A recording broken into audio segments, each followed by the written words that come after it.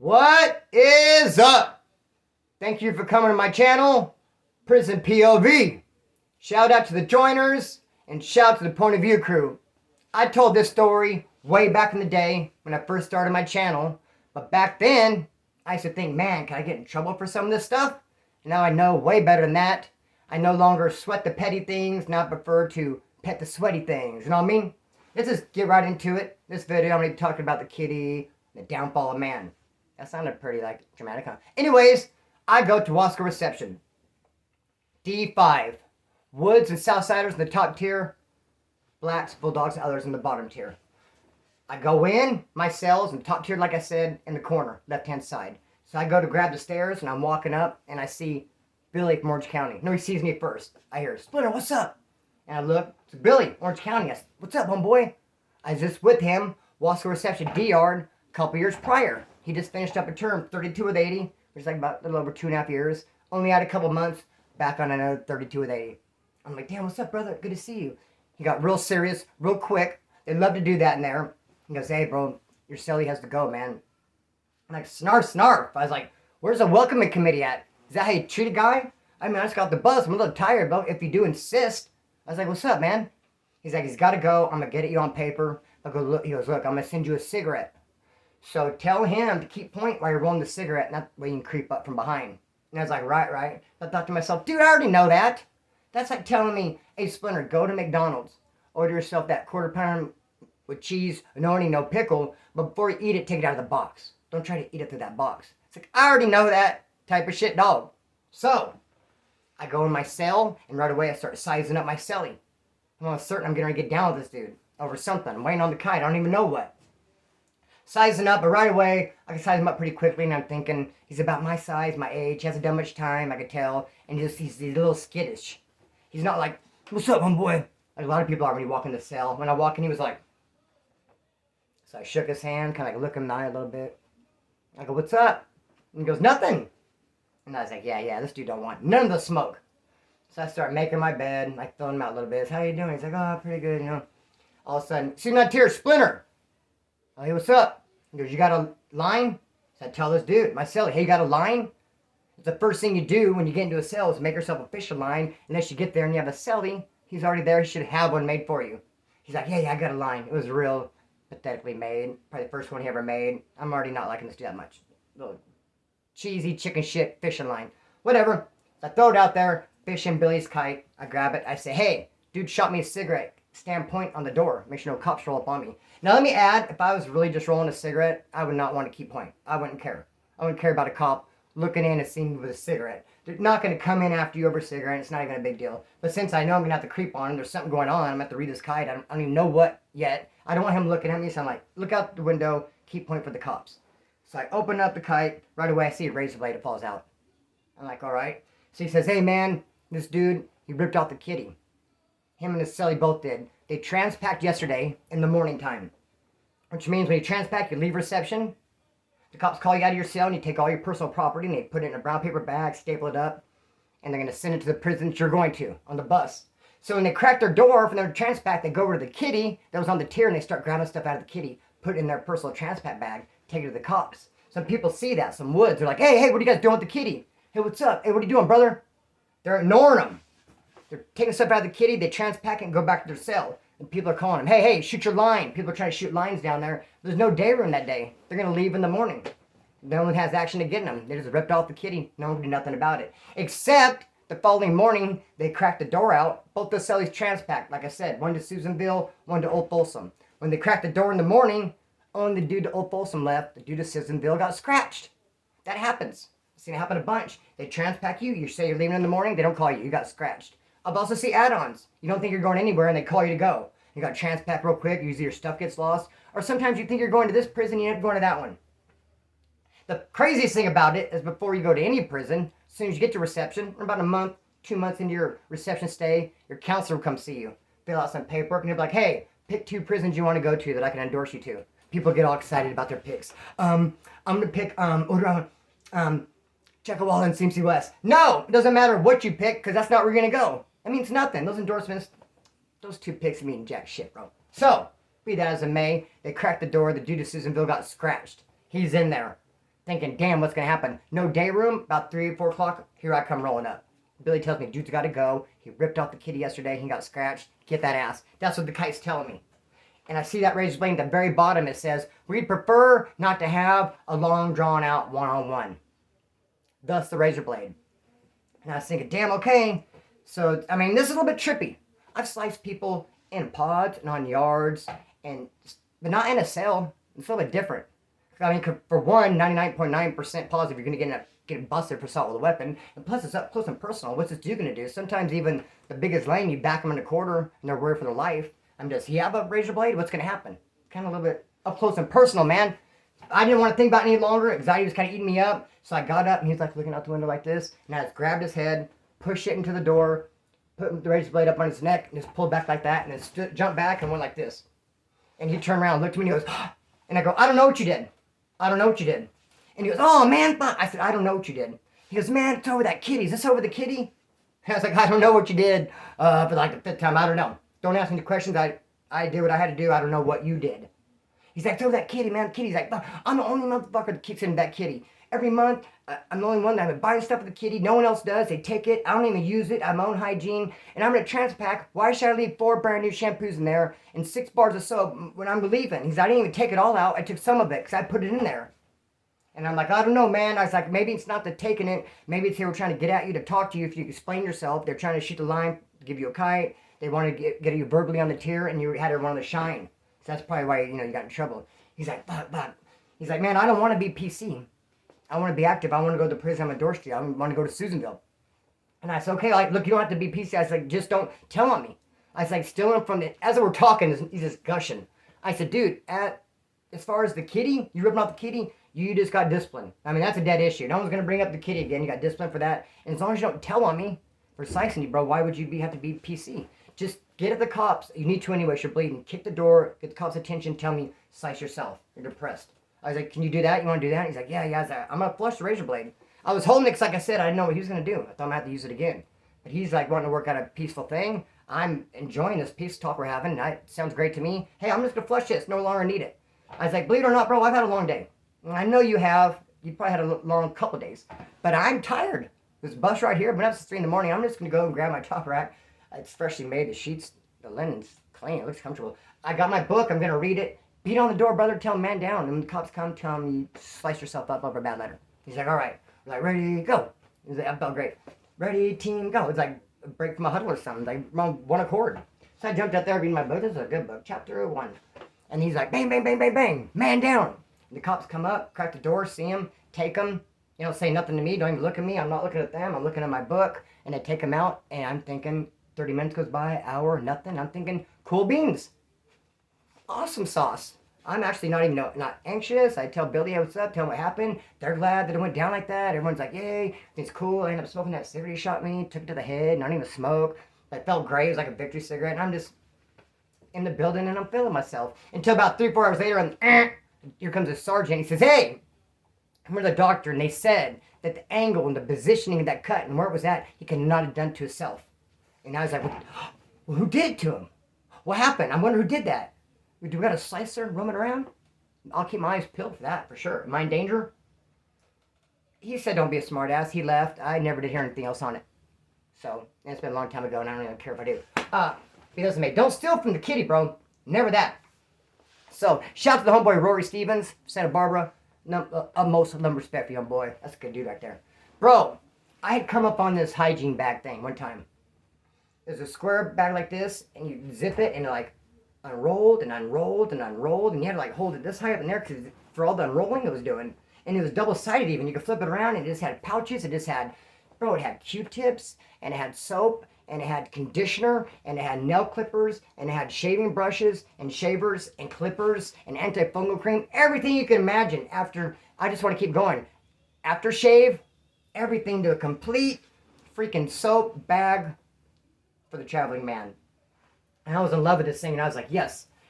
And then I was kind of like, I was a traveling man. I wasn't homeless by any means, but I was living at several different people's houses, kind of in my cars, like bouncing around, doing the damn thing. And I go to homeboy's pad, who his parents kind of like move out, left the house, him and his brother. It's a spot. I'm going to go there, take a shower, and I'm really going to dig in to this hygiene bag I have. And I'm carrying it around like a man purse. Why wouldn't I? And I show up with this pad, park out front. There's double gates. You gotta walk through. I'm gonna go in the back, and I hear noise. It's dark, but I hear noise, and I hear people in the jacuzzi. So when I walk back there, I go, open my knife up. I go, and this girl like screams, like flips out, like, oh gosh, someone has a knife, and she peed it on herself, but not in a cute way.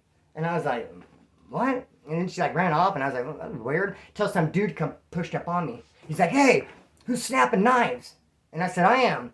And I said, the knife still snaps, so lower your voice. And he was like, oh, okay, whatever. And I said, no, dude, I was just kidding about lower your voice. I was just joking. And then he started yelling, because I don't even think he realized when I said, hey, I snapped the knife that still snapped, lower your voice. He lowered his voice. I think it was just a knee-jerk reaction. I think it was a power suggestion. He didn't realize it until I said, dude, I'm kidding. Don't lower your voice. Then he felt stupid for doing it. And then he yelled, hey, man, be respectful of my sisters out here. And I said, I am very respectful of your sister. I said, to the point when she got out of the jacuzzi, she was topless, and I turned away as to not look. Which, of course, wasn't true, but I was very witty. I thought it was a clever thing to say. And he gave me a look like that and smashed off. But it appeared to me it fucked with his head, which is what I want. I took it as a victory. I stumped him. Great. Where's the shower? I'm on the way with my bag of soap. But before I get too far, there's a murmur. There's a lot of people there. It's like a party pad. And people are talking. And I guess, I never saw this girl. I just, like I said, I thought it'd be a funny thing to say. I guess she really was topless. And so then it turned into, oh, Splinter saw her topless and then went and told her brother. And then people are trying to say, oh, he used a snitch word. Oh, he snitched on her. And someone came up to me and tried to confront me. Like, did you tell? And I said, dude, I don't work at a bank. I'm not a teller, brother. Never have been, never will be. I didn't say jack shit. I didn't see jack shit. I was like, if you're calling me a snitch, I still got the knife out and it still snapped, or whatever you want to call it. And he's like, oh no, brother. And then I don't know what happened. The rest of the real big blur, but it ended up being the girl's brother and the other dude confronted me. They ended up fighting. Again, cold beans. I wish I could tell you how, but they were like kind of tripping on me and they were tripping on each other. I was tripping on nothing but my bag of soap. The knife was still snapped. Bro, I can't trip. I got no passport. I do got luggage. I got a bag of soap. Oh, bro. They went in this field to fight, which I could not even go follow them in the field to fight. Because a couple days later, I seen in this field this big rodent, a rat, big ass rat. And it was eating an egg, dude. It was the sickest thing I ever saw in my life. It looked like a freaking rhinoceros egg. I don't know where it's such a big egg. Did it fall out of the sky? I mean, we're at a farm in freaking Bakersfield, California, dude. I don't understand the origin of this big egg or this big rodent that was eating it. I didn't disturb him. He disturbed me. And so, I'm not going to go in that field in the dark. What if I were to trip over that rodent or the dinosaur egg? They had a good fight. It sounded cool. But I just went, took a shower with all my soap and all kind of stuff. That same night, bro. That same night. This chick from around the way showed up. And I'd seen her. And she's like, all right, but I guess. And homeboy come to me and he said, dude. He said, you and I can go upstairs and we can both hit it at the same time. And I was like, gross. Yuck. I was like, bro, anytime a vagina comes with a penis attached to it, like this one did, it no longer is a vagina. If it was a math equation, it'd be vagina plus penis equals penis, with a remainder of penis. Bro, I not want nothing to do with the vagina if it also comes with some cack. Because I'm not going to be sideswiped. I'm damn sure I'm not going to entertain some friendly fire. Like, I don't want a visual of it, bro. I don't want to hear it, see it, or smell it, bro. I just have rules, homeboy. And one of them is, I don't want to go in the room with you and your fucking hairy legs, dog. No. Dude, this just means a chick, great. I don't even like two chicks. Much less a chick and another dude. No, thank you, homeboy. And on top of that, someone had ripped off a car wash. And so there was all this car wash stuff. Like, the little trees that smell good, and the WD-40 and the rags, and everything have all that stuff, like a couple boxes of it. And I thought I'm going to bathe myself with my bag of soap. There's a bag of soap for my car downstairs. How convenient is that? I'm going to wash it, and everything's going to be squeaky clean, except for my record and my thoughts. And great! And people try to make fun of me and clown me. Like, oh, Splinter could have went out and did this now, but then he chose to, like, wash his car. And I was like, yeah. And bro, you're bad, homeboy. If you go up there and get sideswiped and catch a little case of friendly fire, and don't act like you wouldn't get a case of friendly fire or sideswiped, because you would. Or you'd have to constantly be keeping an eye on it all the time so it doesn't get close to you. And how does that work out? No, it's just not for me, homeboy. Not built like that. Anyways, dude, I'm in county jail once and I get a kite. I'm in county jail, I'm in H-Pod, and I got a new cellie, and they tell me, we think that dude a couple months ago was on the farm and he stole from a kitty. Stole from the kitty and he got rolled up. But we don't know, we just think it's him. Splinter, we want you to look at his legs. You're his cellie. We want you to look at his legs, so both of his legs are tattooed up. And I was like, look at his legs. Yes, look at his legs. Look for tattoos on his legs. I was like, all right. I mean, I've never done that before. I'm like, oh, it sounds easy. How hard can it be? So going to the cell later that night, and I was like, hey, do you got any tattoos? He's like, no. I go, you got any on your legs? He's like, no. I was like, can I see? He goes, see what? My legs? I was like, yeah. He goes, why? I said, for tattoos. He goes, I don't have any. You still want to see them? I was like, yeah. No, I don't. I want to see no tattoos. I do want to see your legs if you have tattoos. You don't have tattoos? Oh, okay. That didn't work out so well. And he was like, and I was like, and then he would sleep in his pants, and I tried having to talk with him about being a fireman. I was like, bro, we're not firemen, homeboy. You're not waiting for that 3-alarm bell to wake you up so you can go sliding down the pole, homeboy. And at least I hope you don't slide down poles. That's a whole nother video. You can't be in the cell with me. If so, but anyway, I don't want to confuse you. Homeboy, you're not going to slide down no pole at 3 a.m., dude, fully dressed to get to that 3-alarm fire. It's okay. I go, dude, get undressed and you sleep. He's like, bro. I was like, I do. I'm not a fireman. I take off my pants. He's like, you want me to take off my pants? When you take off your pants, go to sleep? And I was like, no. But at night, take your pants off when you go to sleep, like I do. He's like, man, you're tripping me out. And I was like, I'm tripping myself out. Do you have any fucking tattoos on your legs or what, dog? He's like, we already talked about that. Do you want to see my legs? I said, no. I'd say, no, fuck it. I don't care. He could rip that kitty off, homeboy. He could have took that kitty and ate it, bro, and made a big kitty spread. He could have threw it over the fence for his family. He could have just dug a hole and buried it. He could have named everything in the kitty, gave it personal names, and had make-believe friends, the kitty crew. I don't give a fizz at this point, whatever. And they say, hey, Splinter, what's up with the tattoo on his legs? I said, he doesn't have any. You seen his legs? I said, yeah. I've seen him 5 times. There's not a tattoo. There's not nary one there. No tattoo. And then as it turns out, they got at me later and like, Splinter, man, you messed up, dog. That dude had tattoos on his legs. I was like, imagine that. I didn't see him. I'm not tired of looking for him. Dude, when I was a kid, my mom had this friend, and the friend had a son named Tim, and I used to run around with him. We were the same age. We'd ride our bikes, and his house was next door to like a tire farm. Like a bunch of like spare tires and inner tubes, and we'd jump the fence, we'd be in and out of the tires, playing around, and he was more wild than I was, by far. But I remember we'd run around, he'd be doing some crazy shit. And then I go to county jail one of the first times ever, and he's in my dorm. But he doesn't approach me or talk to me, and I didn't want to say, hey, remember me? The tires and all that. He didn't say to me, I didn't say to him. But he was moving fast. Bro, he was doing it moving. He was doing way too much. I was like glad he didn't recognize me from the past. That way I could act like I didn't know him and just avoid the fuck out of him. He's in my dorm, and I just want nothing to do with him. One time he stole something, and someone's like, he took something out of someone's locker, and they're like, hey, like thinking he's joking. No, you're stealing? He's like, I'm not stealing, I'm taking. And we're like, okay, like we feel you, like we hear you, but no, that's not gonna work. That's not gonna work, dog. You ain't taking nothing, motherfucker. And you ain't running nothing but your mouth, and you better keep that down real low too. Be that as it may, he was hit it too hard. Anyways, it came up to be a thief in our dorm. There's a thief. Things were coming up missing at an exponential rate, and we just didn't know why, didn't know what. I myself had a soda token missing, and it came to, I had to sit down, and it was gone, and it tripped me out, and I would start doing this, and it, having today, I was looking for my glasses. Couldn't find my freaking glasses, dude, and then I found them, and then I sat down, and then bling dong, my doorbell rang. I got a delivery for medication, so I took my glasses off, I sat down, I got my medication, and I took a pill, and I couldn't find my glasses. I just looked for them for 30 minutes, I just found them, I just sat down, got up, couldn't find them again. Bro, I found them over by the bag of medication, the bag, and the glasses, I took them off. Bro, it's been a long day.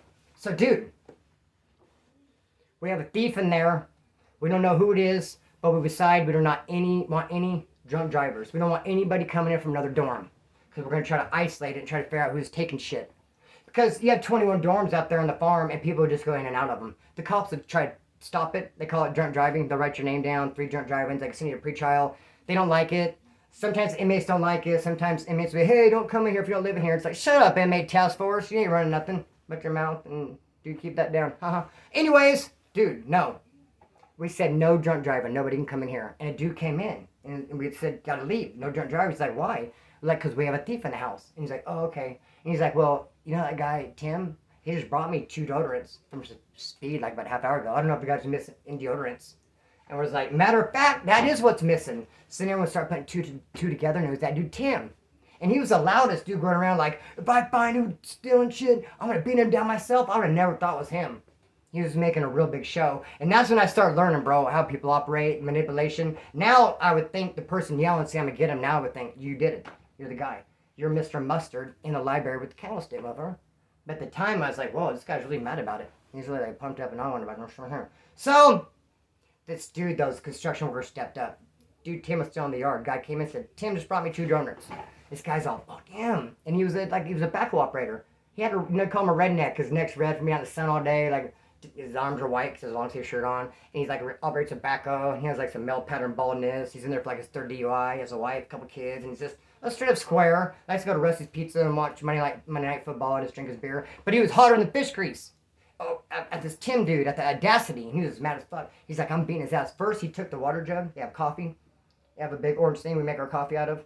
Hot water right there. He grabbed that. He wasn't thinking clearly because he was on a top bunk of a 3-man rack and he poured the water all over his top bunk. He's not sleeping on a dry bed at night. But some of the water did run down. The other 2 people, they got wet. They didn't want to say nothing because this construction worker type was real pissed off. They're like, maybe later when he calms down, maybe later when he puts down the jug, we'll confront him on his sloppiness. Because, hey, we got wet too. We got caught in friendly fire. Huh.